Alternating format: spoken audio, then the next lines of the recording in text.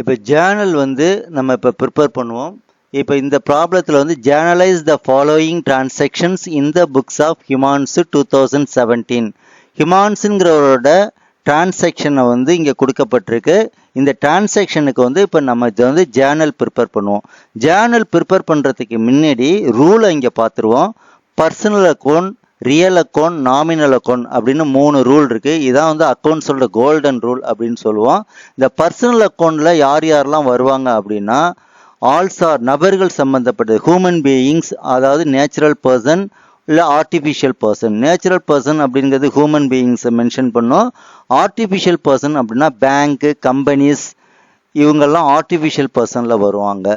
இதுக்கு ரூல்ஸ் என்னன்னா debit the receiver, credit the giver. அதாவது இப்போ தமிழில் வந்து இதுக்கு என்னன்னா பர்சனல் அக்கௌண்ட்ங்கிறது ஆல்சார் கணக்குன்னு பேர். டெபிட் த ரிசீவர் அப்படின்னா பெறுபவரை பற்றுவை, தருபவரை வரவை. அதாவது நம்மகிட்டேருந்து பொருளையோ பணத்தையோ வாங்குபவர் ரிசீவர், அவரை பற்று வைக்கணும், டெபிட் பண்ணணும். நம்மளுக்கு யாராவது பணமோ பொருளோ கொடுத்தாங்கன்னா அவங்கள வந்து கிவ்வர்னு பேர். அதனால தருபவரை அவங்கள வந்து கிரெடிட் பண்ணணும். இது பர்சனல் அக்கௌண்ட். செகண்ட் வந்து ரியல் அக்கௌண்ட். ரியல் அக்கௌண்ட் அப்படிங்கிறது என்னன்னா சொத்து கணக்கு அப்படின்னு தமிழில் பேர். இதுக்கான rule debit what comes in, credit what goes out. அதாவது என்ன கம்பெனி உள்ள வருதோ, அதாவது என்ன நம்ம கைக்கு வருதோ அதை டெபிட் பண்ணோம்.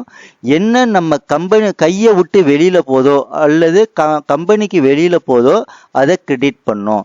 இது வந்து ரியல் அக்கௌண்ட்ல வரும், சொத்து கணக்குல வரும். சொத்து கணக்குல எது எதெல்லாம் வரும் அப்படின்னா fixed asset, current asset, fictitious asset. அதாவது தமிழ்ல வந்து நிலையான சொத்துக்கள், நடப்பு சொத்துக்கள், கண்ணுக்கு புலனாகாத சொத்துக்கள், இது எல்லாமே இதில் ரியல் அக்கௌண்ட்டில் வரும்.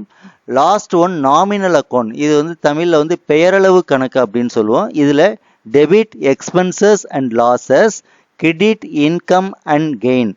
அதாவது செலவுகளையும் நஷ்டங்களையும் டெபிட் பண்ணணும், பற்று வைக்கணும். வருமானங்களையும் ஆதாயங்களையும் வர வைக்கணும். இது வந்து தமிழில்.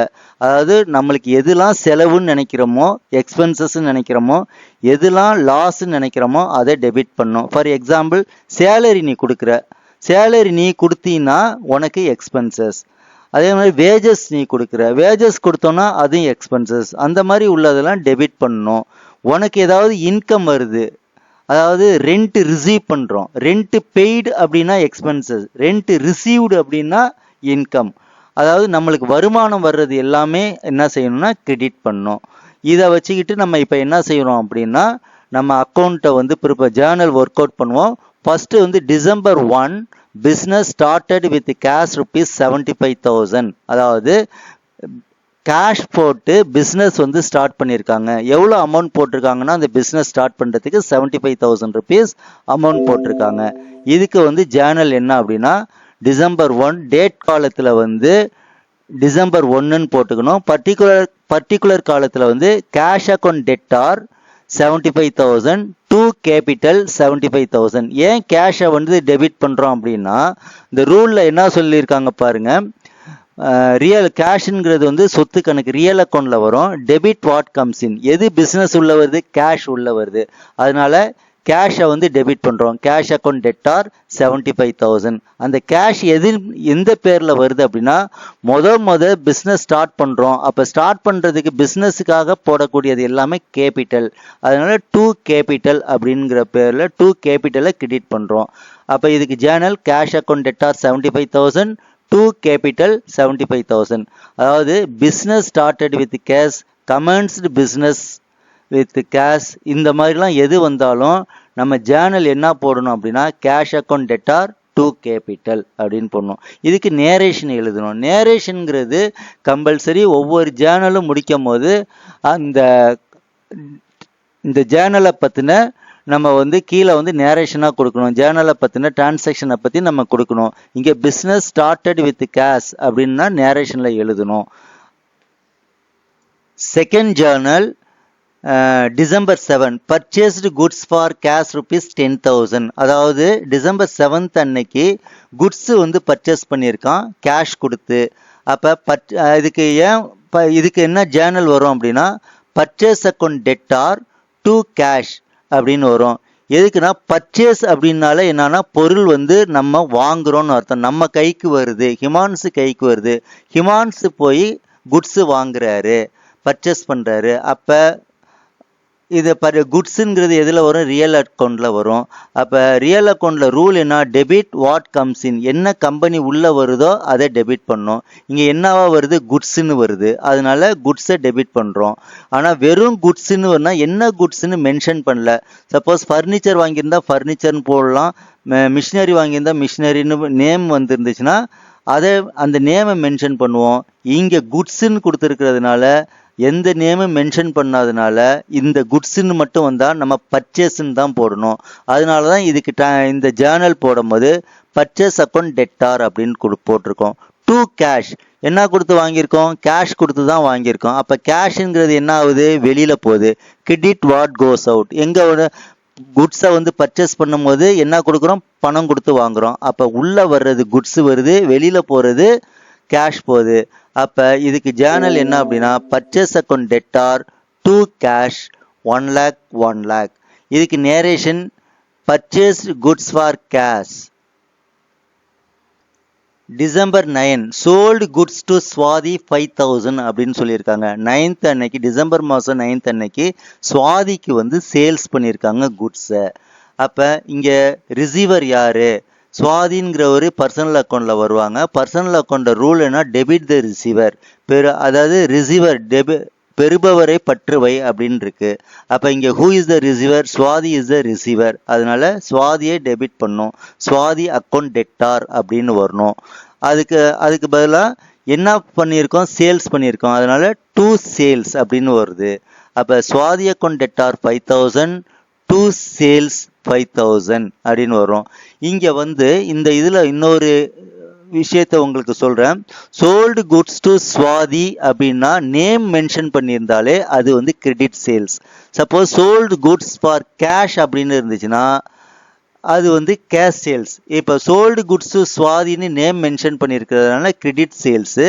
அப்போ வந்து என்ன வரணும்? சுவாதி அக்கௌண்ட் டெட்டார் டூ சேல்ஸ்ன்னு தான் வரும். Suppose sold goods to goods for கேஷ்னு இருந்துச்சுன்னா கேஷ் அக்கௌண்ட் டெட்டார் டூ சேல்ஸ்னு வரும்.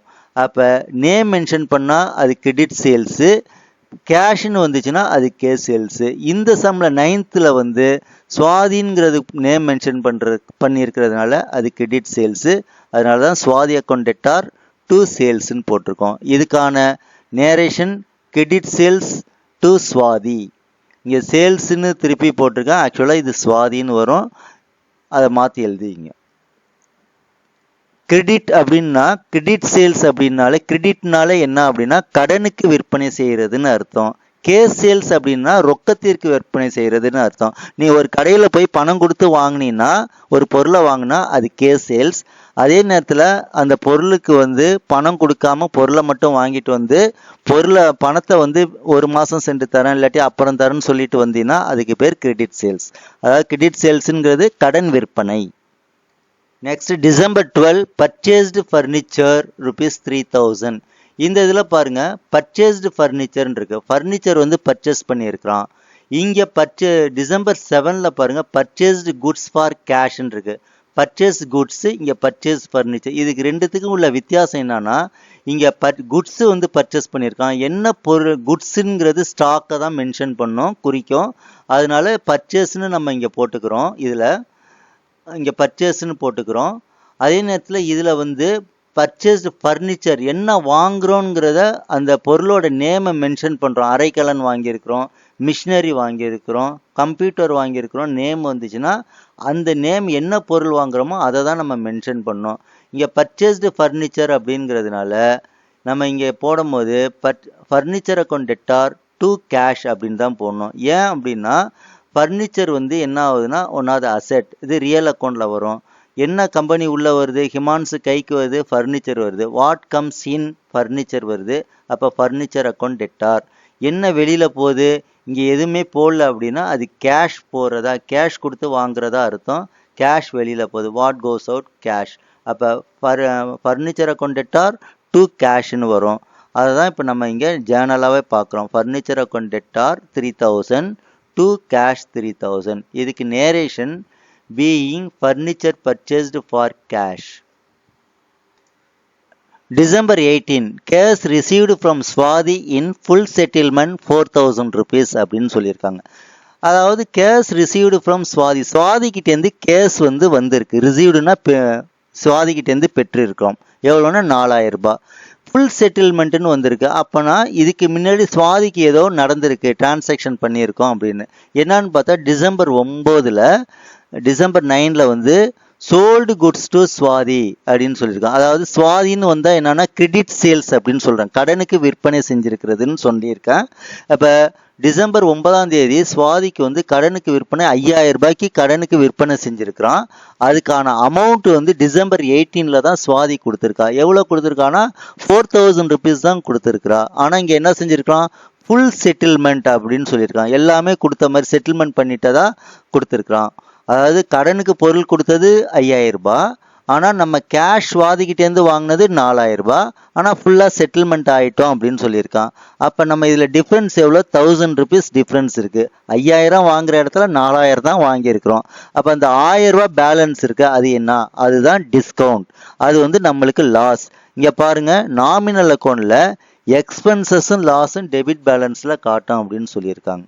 அதனால இங்கே வந்து அந்த டிஸ்கவுண்ட்டுங்கிறது வந்து ஒன் ஆஃப் த லாஸ், அதனால அதை டெபிட் பேலன்ஸ் காட்டும். இப்போ ஜேர்னலில் பார்ப்போம் வாங்க. ஜேர்னலில் பாருங்கள், cash account debtor 4000, discount account debtor 1000, to Swathi 5000. சுவாதிக்கு பொருளை விற்றது 5000, அதனால தான் இங்கே 5000 போட்டிருக்கோம். சுவாதிக்கிட்டேருந்து கேஷ் வந்தது 4000 வந்திருக்கு. அதனால கேஷ் வந்து உள்ளே வந்திருக்கு. ரியல் அக்கௌண்ட்டில் what comes in debit, cash உள்ளே வந்திருக்கு. கேஷ் தான் உள்ளே வந்திருக்கு. வாட் கம்ஸ் இன் கேஷ் உள்ளே வந்திருக்கு 4000. அப்போ இங்கே வந்து 4000 இருக்குது, இங்கே 5000 இருக்குது. அப்போ டிஃப்ரென்ஸ் எவ்வளோ இருக்குன்னா 1000 இருக்குது. அந்த 1000ங்கிறது என்னன்னா டிஸ்கவுண்ட். டிஸ்கவுண்ட்ங்கிறது லாஸில் வரும். அதனால நாமினல் அக்கௌண்ட்டில் பாருங்கள், எக்ஸ்பென்சஸும் லாஸும் டெபிட் பேலன்ஸ் காட்டுங்கிறதுனால அந்த 1000 வந்து டெபிட் பேலன்ஸில் காட்டுறோம். எப்போதுமே இங்கே வந்து டெபிட் சைடும் கிரெடிட் சைடும் ஈக்குவலாக இருக்கணும். ஜேர்னலில் டெபிட்டில் ஒரு அமௌண்ட்டும் கிரெடிட்டில் ஒரு அமௌண்ட்டும் வரக்கூடாது. ஃபார் எக்ஸாம்பிள் இங்கே பாருங்கள், பர்ச்சேஸ் பண்ணியிருக்கோம் கேஷுக்கு, டெபிட் சைட்லேயும் 1 lakh ருபீஸ் கொடுத்துருக்கான், கிரெடிட் சைட்லேயும் 1 lakh ருபீஸ் கொடுத்துருக்கான். அதே மாதிரி Swathi sales, Swathi to sales December 1 Swathi account debtor 5000, to sales 5000, debit சைட்லேயும் 5000 இருக்குது, கிரெடிட் சைட்லேயும் 5000 இருக்குது. அதாவது ஜேர்னலை பொறுத்த வரைக்கும் டெபிட்டும் கிரெடிட்டும் ஈக்குவலாக இருக்கணும். ஆனால் இங்கே எப்படி இருக்குன்னா கேஷ் 4000 வந்திருக்கு, சுவாதிக்கு சேல்ஸ் பண்ணது 5000 இருக்குது. அப்போ டெபிட்டும் கிரெடிட்டும் ஈக்குவலாக இல்லை. அப்போ என்ன அங்கே பிரச்சனை வந்திருக்கு அப்படின்னா டிஸ்கவுண்ட் அவங்களுக்கு கொடுத்துருக்கோம். டிஸ்கவுண்ட் எவ்வளோன்னா ஒரு 1000 ருபீஸ். அப்போ இங்கே இந்த டெபிட்டில் இருக்கிற கேஷையும் டிஸ்கவுண்ட்டையும் கூட்டினா 5000 வருது. சுவாதிக்கிட்டேருந்து வர வேண்டியது எவ்வளோ, கடனுக்கு விற்றது எவ்வளோனா 5000. இப்போ டெபிட்டும் கிரெடிட்டும் ஈக்குவல் ஆகிடுது. இப்படி தான் ஜேர்னல் நம்ம போடணும். டெபிட்டும் கிரெடிட்டும் ஈக்குவலாக இருக்கணும். மாறி வந்துச்சுன்னா ஒன்று கூடவோ ஒன்று குறைச்சலோ வரக்கூடாது, வந்தால் கணக்கு தப்பு.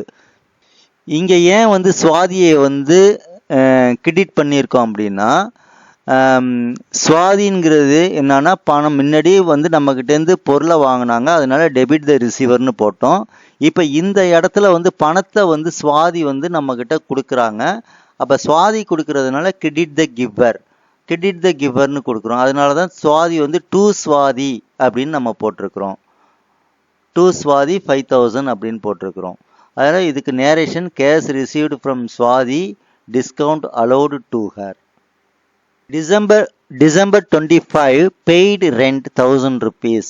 இப்போ என்ன செஞ்சுருக்காங்கன்னா 25 டிசம்பர் 25 அன்னைக்கு ரெண்ட் கொடுத்துருக்கான். பெய்டுனா செலுத்துதல். என்ன செலுத்தியிருக்கான், ரெண்ட்டு செலுத்தியிருக்கான். எவ்வளோ, 1000 ருபீஸ். இதுக்கு ரெண்ட்டு செலுத்துகிறான் அப்படின்னா பணம் நம்ம கையை விட்டு வெளியில் போகுது.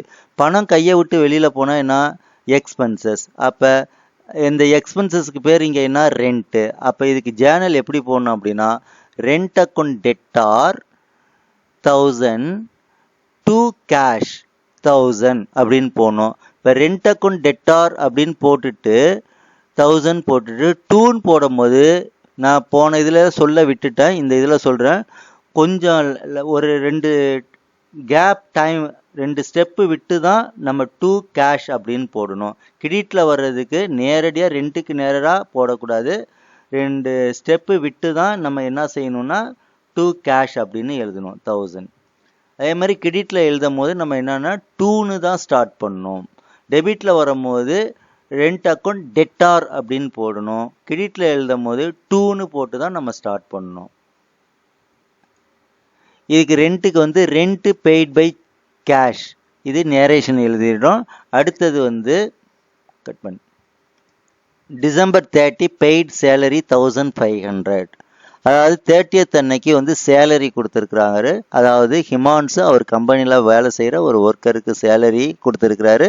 எவ்வளோனா 1500 கொடுத்துருக்காரு. சேலரின்னு நம்ம கொடுத்தோன்னா பணம் ஹிமான்ஸுங்கிற ஒரு கையை விட்டு அந்த கம்பெனியை விட்டு வெளியில் போகுது. என்ன பேரில் போகுது அப்படின்னா சேலரிங்கிற பேரில் போகுது. ஏன்னா பெய்டு சேலரினா சம்பளம் செலுத்தியதுன்னு அர்த்தம். 1500.